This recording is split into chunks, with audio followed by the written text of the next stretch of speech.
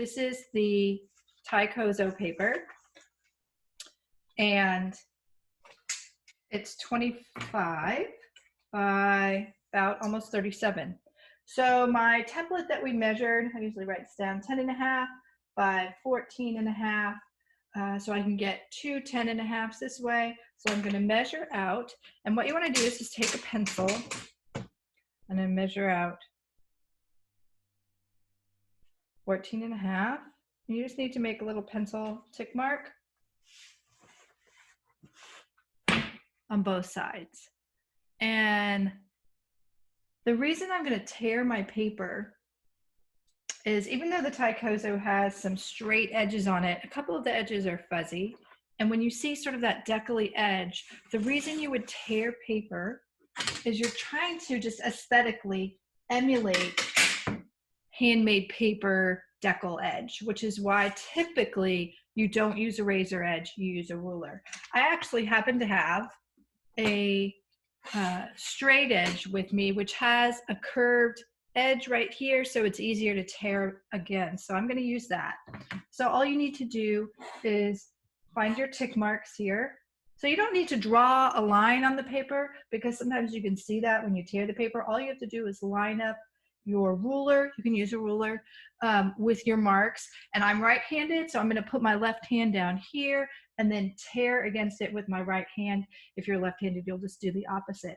And the big thing you need to do when you tear paper, and the Tycozo, I think, tears pretty easy. Some different types of Japanese paper, depending on the structure of the fibers, are a little harder to tear. The Kitakata that we're going to use, Tycozo, is pretty easy. But what you want to do is make sure you just don't start here and then go all the way down, because if you don't move this hand with it, what tends to happen is your ruler will move and you'll get a little kind of extra bit on one paper and a little chunk missing on the other. So you want to take the paper, and I'm putting a good amount of weight up here, and I move down. See how I stop and move, stop, and then move, and I'm moving my hand down because I don't want my ruler to move. Okay, let's save that for later. So now I have, so I don't know if you can see this very well, but now you can kind of see, because the paper was torn against the ruler, it's a little fuzzier on the edge than using a razor knife. So it's just more of an aesthetic thing that you tear your paper rather than cutting it. And you have to be careful with the paper, especially the Japanese papers, because they crinkle and they wrinkle really easily. And once you get a fold or a wrinkle in your paper, it doesn't want to come out. I ordered some paper and it came, this one sheet sort of came with this big crease in it. So I'm going to use this as my demo. So now I'm going to measure off my two 10.5. Again, 10.5 right there, and then half, 21. So I'm going to have a little bit left over down here. You can always use that, save it to test your inks on. If you're doing another printmaking process, you need a little Shinkulei paper. So I never throw away my scraps of paper, because I usually can find a use for them. So I'm going to do the same thing up here, measure out 10.5, pull mark, 10.5, and then I'll show you, you just have a plain ruler. This works fine also to tear your paper. So again, I'm just measuring. I'm going to line up my ruler, just the little marks I just made. If you have, I usually try to use a mechanical pencil, because the tip of that is very precise to get an exact marking. So again, I'll start a little bit because I'm going against the grain. It can be a little harder. So I give it a little help up at the top. Like that. And then again, move my hand down as I go to the very end, so you don't get a little hoop on the end. And then I'm going to go up here, do the same thing. So a little bit of prep work before you get to printing. If you know you're going to make several prints, I would go ahead and tear the paper that you're going to use so you don't have to stop right in the middle. So now I've got 2 sheets that I'm going to use for my additive demo. One, I'll do the first print, the next one I'll use for the ghost. So there, that's how you tear paper. It takes a little bit of practice, but the most important thing is moving your hand down the ruler as you tear so you don't get, so the ruler doesn't move. All right, let's go make a print. Before we get started with the additive monotype process, I'm going to show you some prep work I've already done. I've already torn the paper and I tore it to the size of my template. So this is my plate we're using, right? And what I did was I traced around the plate so I know where to put the plate. And then I actually made a border for my paper, which is about 1 inch, but I measured it all the way around. And so what this does, it gives me a template so I know where to place the paper in relation to the plate. Because I don't know about you, but when I have a piece of paper and I'm kind of doing one of these, I'll go like that and go like that and then just put it down, I never get it on there straight. And then you end up wasting paper because you've got crooked margins on your print and that doesn't look good and you have to end up tearing it down. So if you make a registration template like this, then what you can do when we go to print is I'll take the paper, I'll line it up, actually you can see that, with my edges down here, hold it up, we'll do this, and then you hold that down, and as you're following your lines, you place the paper down, right? And then you're putting your paper in relation to your plate in the right place. The other thing I tend to do is once I've made this is just I just drew on newsprint, is I take a Mylar sheet and I put that on top of it. So if I accidentally drop ink on here or the plate moves and ink gets on it, I can just wipe it off and keep going. If you don't have the piece of Mylar, it's not that big of a deal. It's just if you got ink on your template, it would then get on your paper. So you just have to stop and make another newsprint template. And this way you can keep, if you're doing the same size print, you can keep using this template over and over again. Okay, so for right now, I'm going to put my plate here and I'm ready to go. But I wanted to show you how to make the idea of using a registration template. A template's a little harder with the jelly plate because of the thickness of it. So when I'm using a jelly plate, I typically just do a bleed print where I don't have this extra paper and I just register it to the block. And you can do the same thing with the plexi plate. You could just have your paper as big as the block and use the edges of the plexi plate as your registration guide. So I have my inks open. So really this is a pretty easy demo. This is called an additive process rather than the reductive process that I've already showed you, because it's really sort of like just adding ink, painting, if you will, onto your substrate. So I've got a bunch of different brushes out here.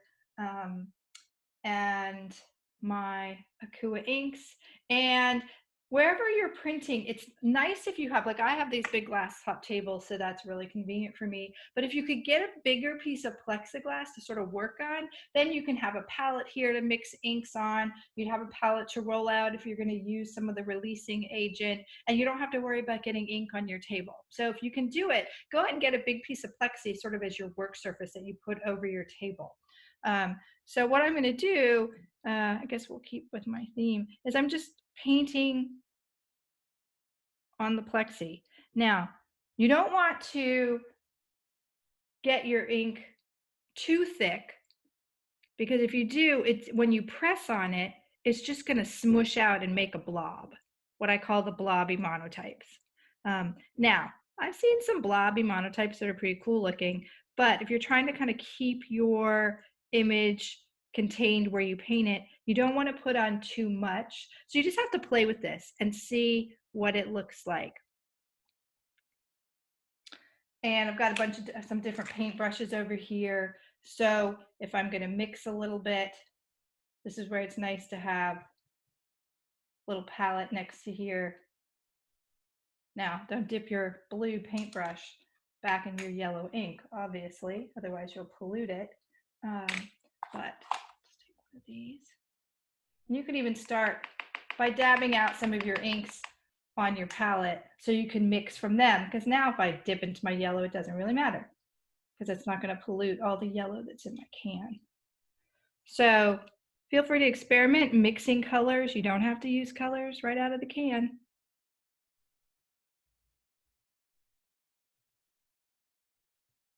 And if you had an image that you wanted to go by, you could put that underneath your plexi plate and use that as a guide. Right here, again, I'm just going to quickly do something so we can see printing this.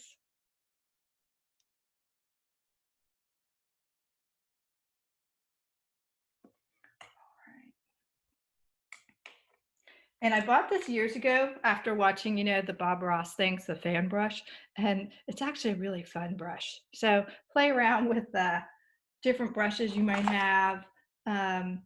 You could also, dab on ink with your finger. You could use Q-tips. You could use other things than besides paintbrushes, however you want.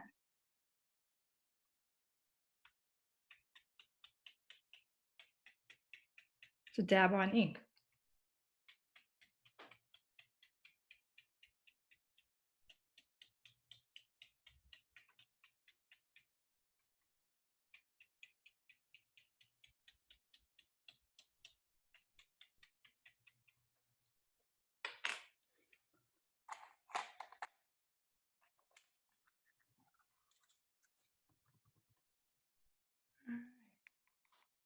Just trying to show you a bunch of different things. So a little messier, but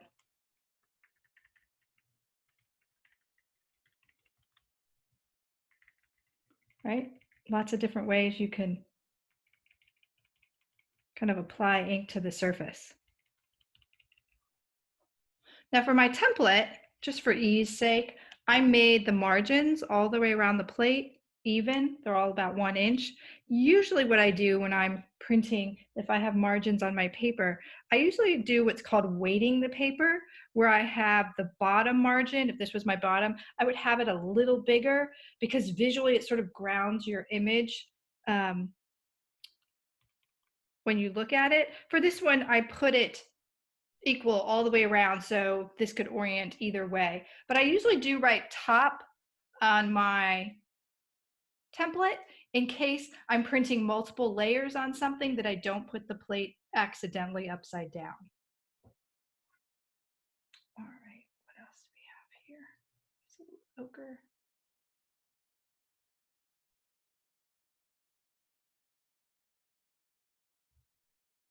So all different size brushes. And if you want to be very exact, obviously in this demo, I'm moving kind of quickly and loosely, but the nice thing about the Akua inks is they won't dry on your plate, so you can take a long time to develop your image. And again, if you don't like it, you just wipe it out and start over. Okay. Dots.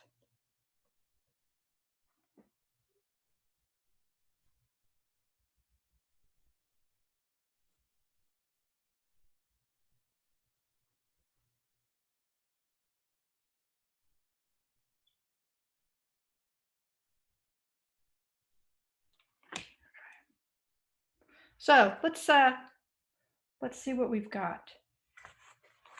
Make sure we got clean hands because you don't want to get smudgy fingerprints on your paper. So I have my block lined up with my template where I want that to go. I'm going to take my paper and I'm going to line it up with my template. And I'm going to, I kind of hold it taut. So I pull it down and I line it up with what I've got. You can kind of see already right there, image coming through.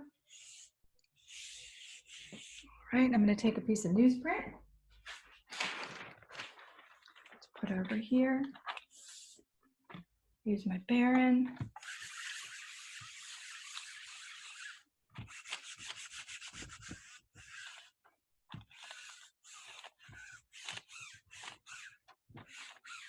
Put some pressure.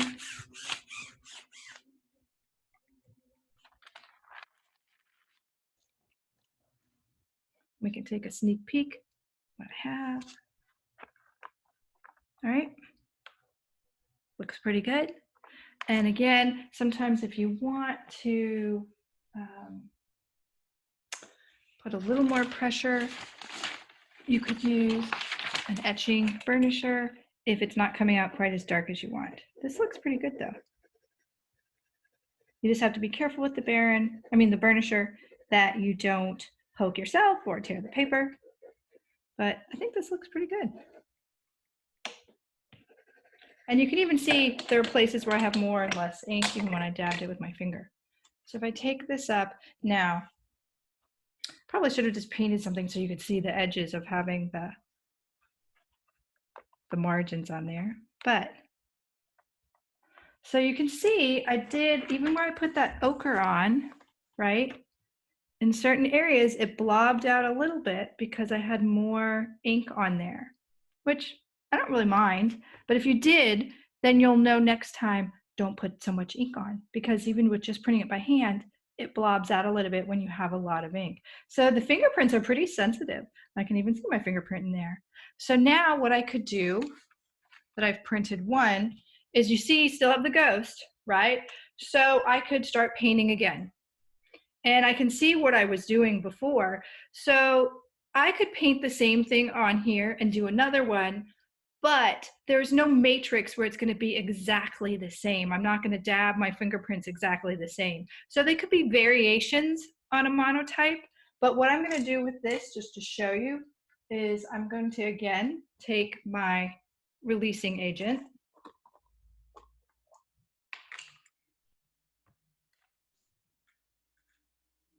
pull out, and get a ghost print.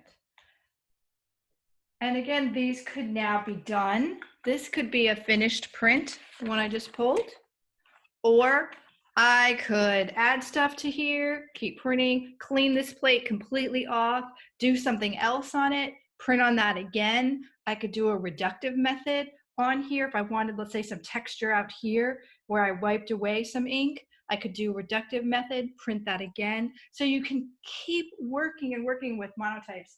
And the first print kind of then generates the next one.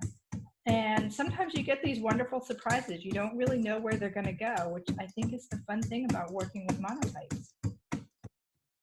I'm going to roll up a little bit of the release agent right here, nice thin. I'm going to roll gently over that. And again, what this does is it sort of helps release the ink a little bit. So when I print the ghost, I get a better impression. And a little bit of the ink is coming up, not much. And if it looks like I can see a little bit of red right there, if you don't like it,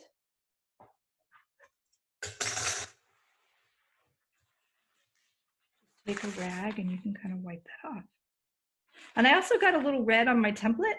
No big deal. Just wipe it off because I have this acetate sheet underneath here. A little bit came down here. If I didn't have this, that would show up on my paper where I don't want it to show up. That's why it's really nice to have just one piece of acetate that you keep over your matrix. So if it does go off onto the side, you don't have to stop and make a new one, which again only takes a few minutes, but it's kind of a pain to have to keep making templates. All right, so let's see what this looks like. So you can see a little bit of ink that was on there. So I'm going to take my other piece of paper that I tore, plates lined up, put this down. So let's do something a little different. Now that I have the ghost there, we'll see that, but I could also add to the plate as well.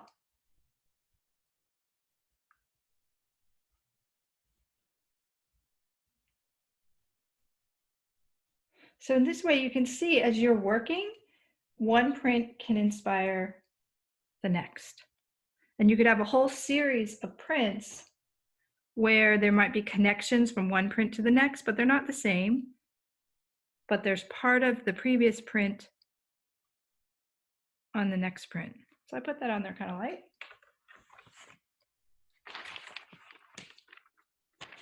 My next piece of paper, line it up with my template.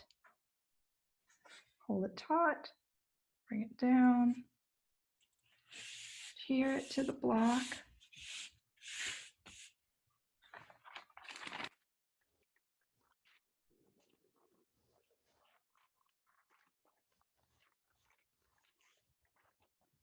Newsprint down.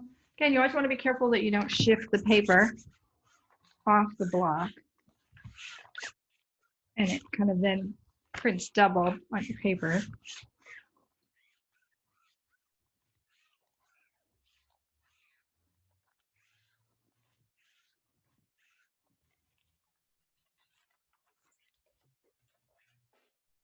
All right, so let's see what we've got on this one. So I did those paint brushes pretty light, those little things on the side, so they actually sort of look ghostly as well. I might even want a little bit more coming through, so I can take my burnisher and see if I get a little more ink from those.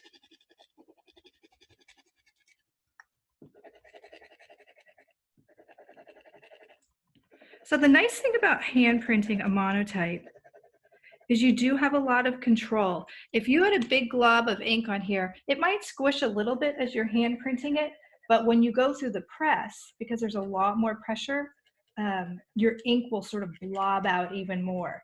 So the nice thing with printing by hand is you have a lot of control over your ink and how it looks on the paper.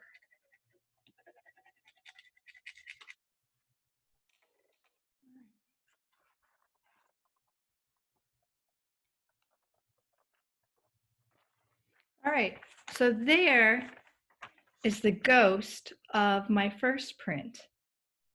So again, there's the ghost. There's the first one without those brush marks I added.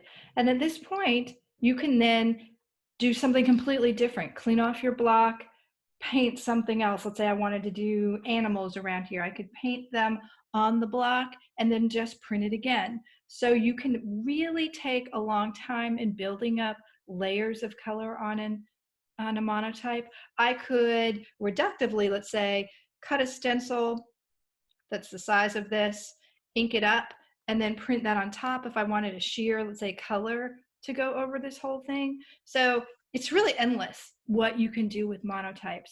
So an additive monotype is pretty much just like painting a picture. And people have asked, like, and it's a really good question, why would I make a monotype if I'm just sort of actually painting on a piece of plexiglass? Then make a painting, right? And it's a really good question. And the answer is because it looks different.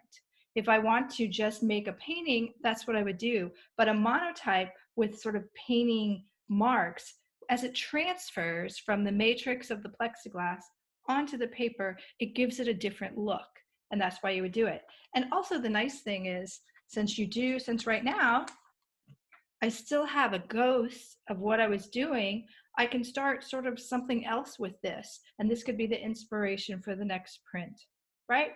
So easy. So if I'm done at this point, I'm going to clean off my roller with the baby wipes, clean up my slab, clean off my brushes. And when I clean off brushes with using Akua inks, you can use soap and water with them. Or if I'm sitting here, sometimes I'll just use the vegetable oil. Again, vegetable oil just like you would have in your kitchen.